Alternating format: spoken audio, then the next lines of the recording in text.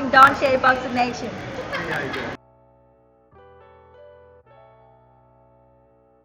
Dante's Boxing Nation, what's going on, guys? So the more Canelo Alvarez is asked about this fight when it comes to Terence Crawford, the more it sounds like Canelo Alvarez, he's not really interested in the Terence Crawford fight because he continues to bring up things that have absolutely nothing to do with them fighting against each other. At first, Terence Crawford, he said he'd be willing to move up to 160 or 158, and Canelo immediately responded by saying he would have to come up to 168 if we are going to fight.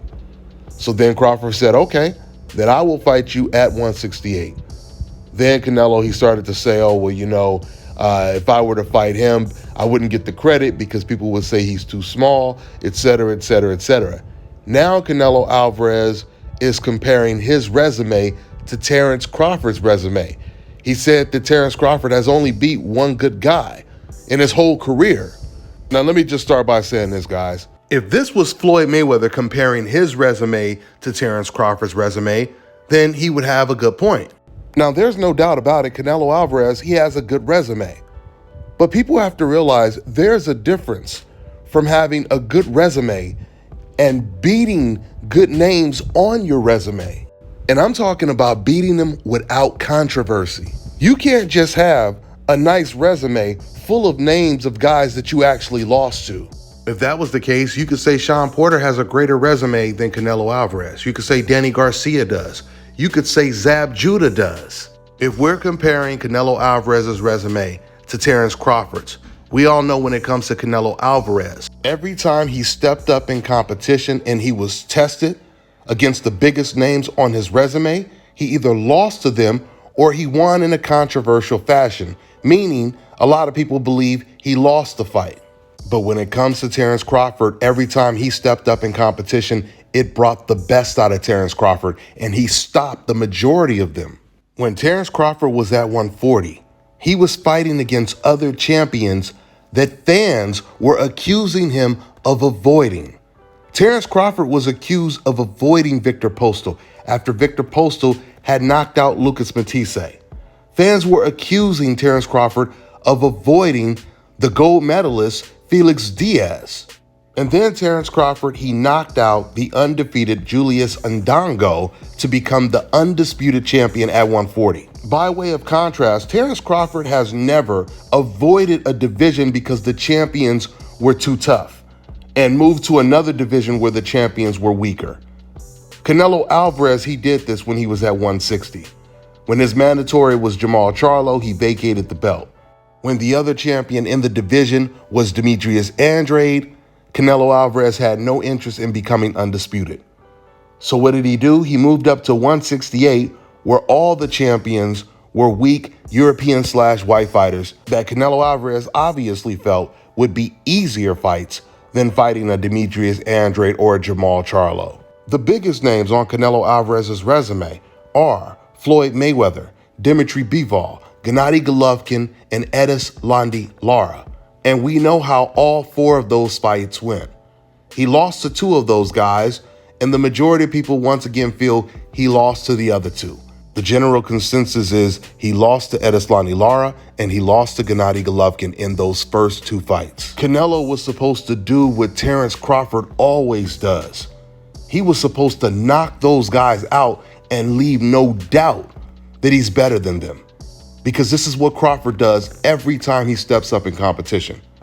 This is what he did to Errol Spence. This is what Crawford has been doing his entire career. So once again, having a whole lot of big names on your resume, it doesn't mean a whole lot if you lost to some of them and you didn't beat the other ones without controversy. Guys, this is the reason why Floyd Mayweather gave Castillo a rematch.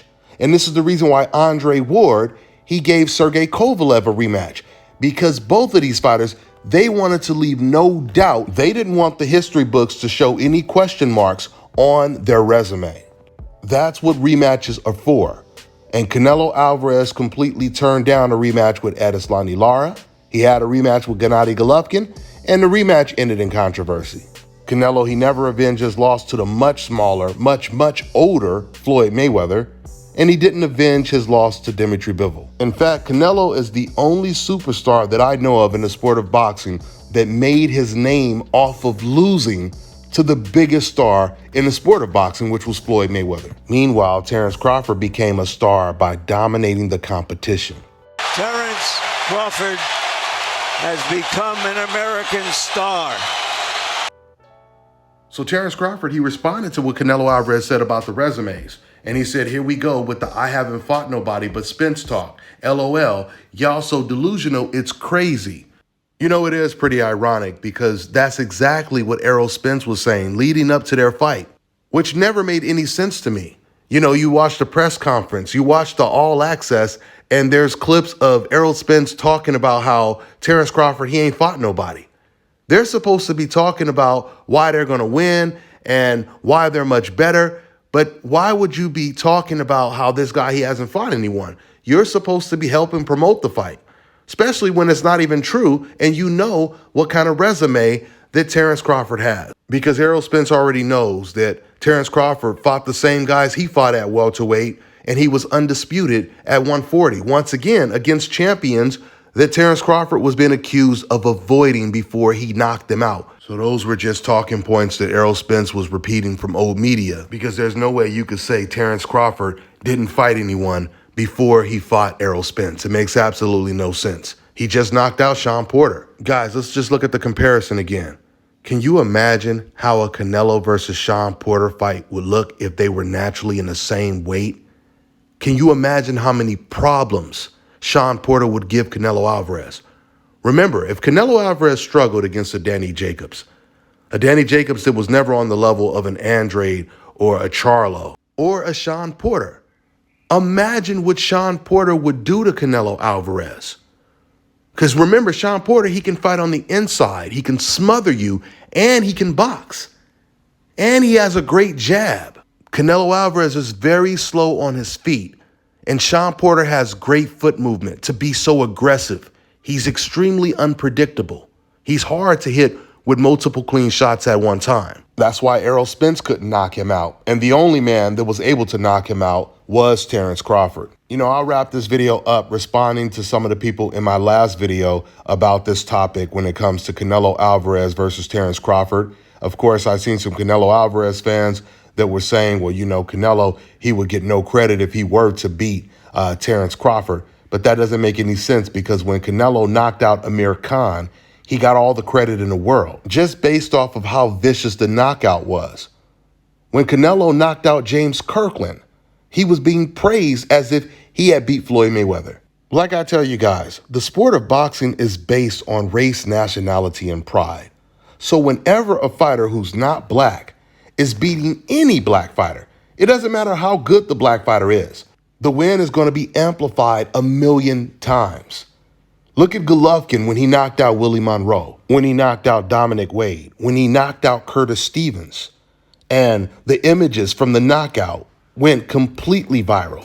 I was there covering those fights live when Canelo Alvarez fought Willie Monroe and Dominic Wade, and I can tell you right now, the pro-Mexican crowd was completely electric. Those Mexican fans, they were cheering for Golovkin as if he was Julio Cesar Chavez when he beat Dominic Wade and Willie Monroe.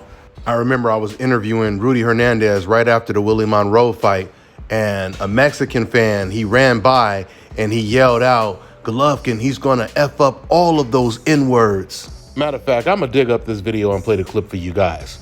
So Rudy Hernandez, he was telling me right after the Willie Monroe fight that Gennady Golovkin, he would knock out Bernard Hopkins. This is when the Mexican guy ran by, he said what he said, Hernandez heard him, and he said everyone. He knocks out everyone, starting with Bernard Hopkins. They don't have no confidence. And I'm going to tell you something. GGG would knock Bernard Hopkins out. GGG. All of them. GG. Starting with Bernard Hopkins. And remember, guys, this wasn't Gennady Golovkin knocking out an Andre Ward, you know, an Errol Spence caliber type fighter. And trainer Rudy Hernandez, he was basing everything he just said right there off of Golovkin knocking out Willie Monroe. Listen, you fans can't say that it makes no sense for Canelo to fight Terence Crawford now because Crawford is too small and, you know, Canelo will get no credit. You can't say that because you guys are the same fans that said you wanted to see Floyd Mayweather fight against Gennady Golovkin, who was fighting at 168. He was fighting at 160, 168 at the time. And Floyd Mayweather was 38, 39 years old, fighting at 147 after moving up 5 weight classes already. And fans still said they wanted to see that fight. I haven't seen one fan in my comment section, one Canelo Alvarez fan in my comment section say, I want to see that Terence Crawford versus Canelo Alvarez fight. I hope it happens. Nobody is saying that because they feel deep down Crawford is so special, he's so talented, he might mess around and beat Canelo Alvarez. Now listen, one thing I will say, and I will agree with anyone when it comes to this, there's no doubt about it, Terence Crawford would have far more to gain than Canelo Alvarez would because of the fact that Crawford would be moving up 3 weight classes. So Canelo Alvarez, he'd get credit, but yeah, he wouldn't get the same credit that Terence Crawford would get. Of course not.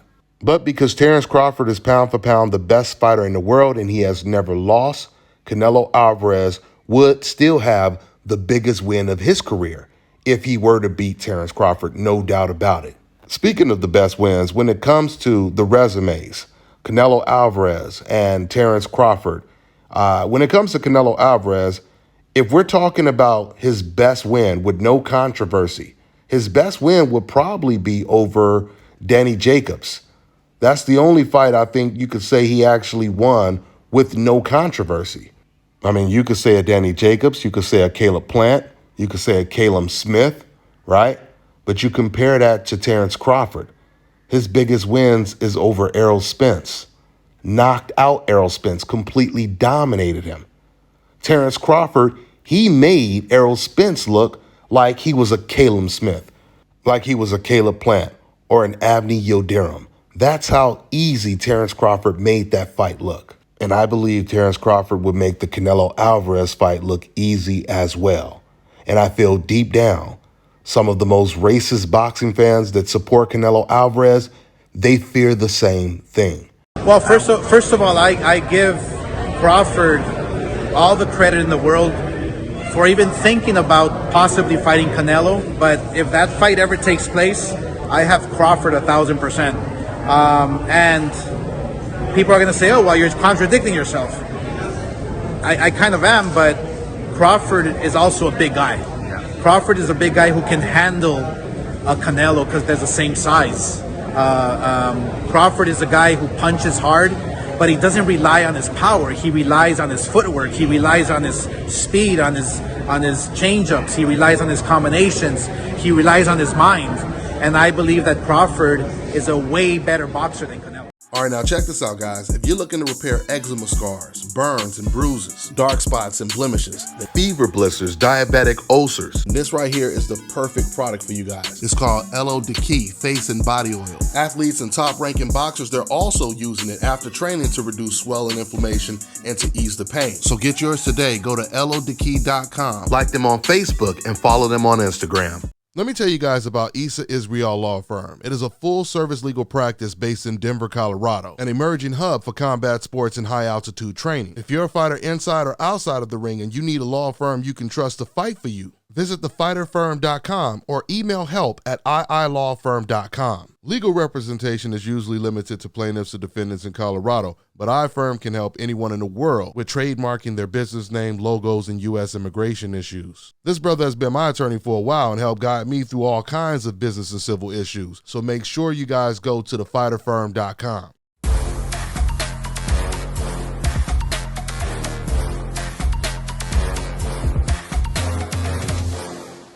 My name is Chris, and I'm all the way here from Anchorage, Alaska at South Carolinas, and I'm here for my second treatment of SMP. Well, I was sitting at home one day and going over my Facebook page, and they have different, like advertisements popping up, and I saw one for SMP, and I saw some pictures of some guys, a before and after, and I was looking at that, and it caught my attention, so I Googled it. SMP, nothing showed up in my area. So, I did a little more research, and all of a sudden, South Carolinas popped up in the web browser. So I started watching his videos and seeing all the reaction from all the other people. We talked on the phone, we made appointments and everything. I sent him pictures and he looked at them and I was like, can you fix this? And you know, he pretty much said, no problem. My first session, he made me feel extremely comfortable. It was almost like I was talking to family. He started, and during the whole treatment, we talked and, you know, about our families and our life, and, you know, and things that he does and things that I do. And before I know it, the first session was over. When you see someone doing something that they love, as much as I see Enoch Glover love what he does, it shows in his work. I wouldn't point anyone in any other direction but here to North Carolina, Scalp Carolinas, to get this done.